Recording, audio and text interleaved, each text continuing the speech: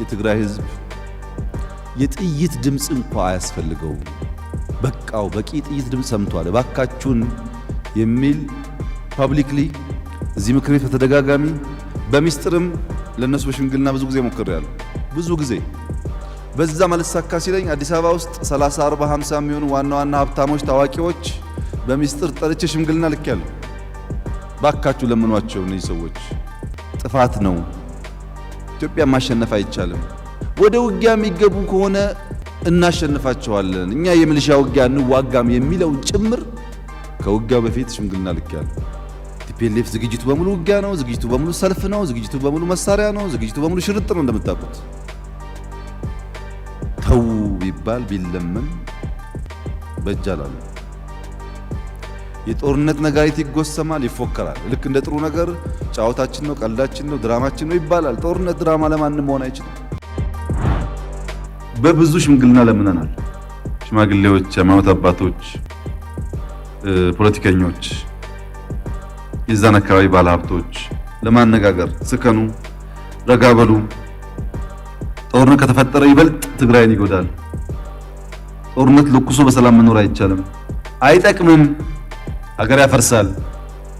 አሁን የሚጮኸው ሁሉ ሀገር ሲፈርስ ምንም አያደርግም። ምክንያቱም ብዙ ሀገራት ፈርሰው አይተናል። የሚቸገረው የሀገሬው ዜጋ ነው። ይቅር ብዙ ተለምኗል እና ከልመናውን ብዛት ያው ታውቃላችሁ የነበረውን የእብሪት ልክ አንቻልም፣ አንደፈርም፣ አንነካም አይነት በጣም የተጋነኑ በትክክል ራስን ካለመመዘን የሚመጡ በሽታዎች በስፋት ነበሩ።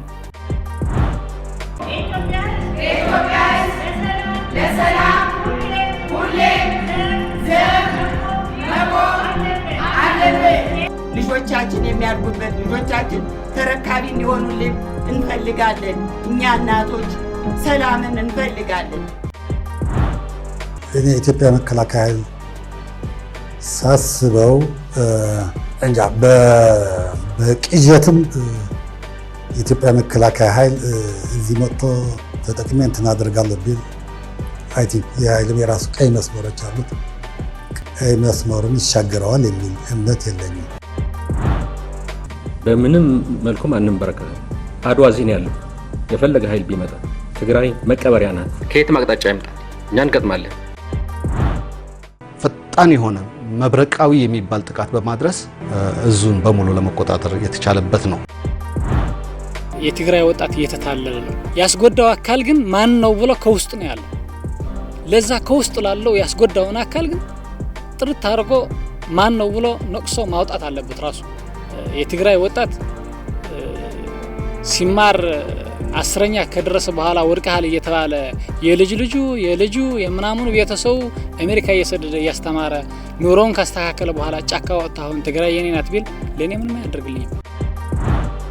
መንግስት ያቀረበለትን የኡፎይታ ጊዜ ወይ ደግሞ የተናጠል ተኩስ ከመቀበል ይልቅ አንድና አንድ የሚያምኑት እነሱ በጦርነት ነው። የጦርነት ነጋዴዎች ስለሆኑ ወደዛ ሄዱ። የኢትዮጵያ መንግስት ለትግራይ ህዝብ ያለው አስተዋይነት፣ የትግራይ ህዝብ ያለው ስለ ሰላም ያለው ፍቅር ጠንቅቆ ያውቃል። አሁንም ፍላጎቱ ጦርነት እንኳን እያካሄደ ፍላጎት የመንግስት ፍላጎት በሰላማዊ መንገድ እንዲፈታ ፍላጎቱ ነው። እነዚህ ጁንታዎች ግን ሰላማዊ የሚባል ነገር ከባህሪያቸው ከደማቸው የለም። በደሃው የትግራይ ልጅ በምስኪኑ የትግራይ ሰው የመቀለድ ልምድም ስላላቸው የ40 ምናምን ዓመት ልምድም ስላላቸው በዚህ ልምዳቸው የመደራደር ባህሪ ስላልነበራቸው እንደ ምክንያት ሲያቀርቡ ነበር እንጂ ከዛ በፊት ተደጋጋሚ መግለጫ ሲሰጥ ነበር። ዝግጅታችን ጨርሰናል፣ ከእንግዲህ በኋላ በጥንቻችን ወይ ደግሞ በቅልጽምና ይባላል በትግርኛ እናስወግደዋለን፣ ይሄን ጠላት ያለን አማራጭ ማሸነፍ ነው እያሉ ቱሪናፋ ሲነፉ ነበር።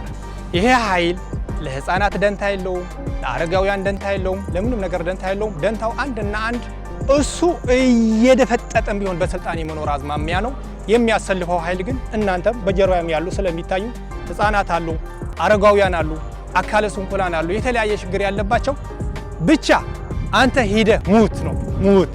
እነሱ የሞት አንተ የሞት አንድ ተረት አለ። አጥር ለማሽላው እንጂ ለራሱ አታገለግልም ይባላል። ምን ለማለት ነው? የትግራይ ህዝብ አጥር አድርጎ በመጠቀም እሱ ግን እንደ ማሽላ ተከቦ ድህንነቱ እንዲጠብቅለት ያደርጋል። የትግራይ እናቶች ደግሞ እንዲጠይቁ ልጄ የታል እንዲሉ መጠየቅ አለባቸው። ልጆቻቸውን በከንቱ እያረገፈ ለሚቀልድ ኃይል ዝም ማለት ሳይሆን ጠይቀው ልጃቸው የታል ማለት አለባቸው። እኛ ጦርነቱን አንፈልገውም። ምንፈልገው ሰላም ነው። ምንፈልገው ልማት ነው። ምንፈልገው የሀገር አንድነት ነው።